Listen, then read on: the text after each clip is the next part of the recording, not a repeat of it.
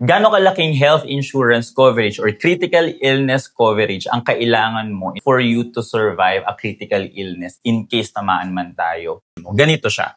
Annual income, multiply mo sa 7. For example, if you are earning 50,000 pesos per month, times 12 to get the annual income, then multiply mo sa 7, you will get 4.2 million. So, ibig sabihin daw, right now, in case, wag naman sana tamaan tayo ng malalang sakit, dapat daw meron kang 4.2 million na insurance coverage para in case of stroke from diagnosis, treatment, and rehabilitation that usually cost 1.8 million, meron tayong pampagamot. Hindi na natin po problemahin.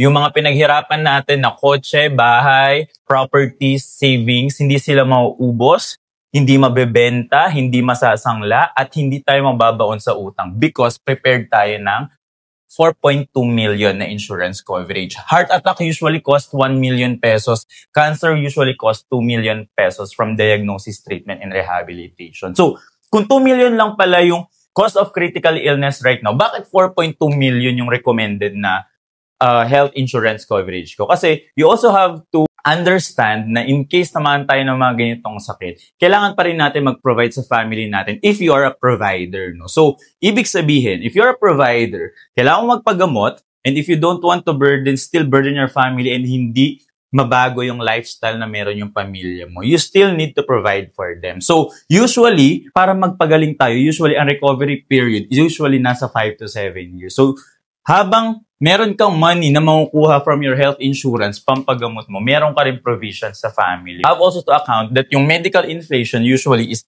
8 to 10%.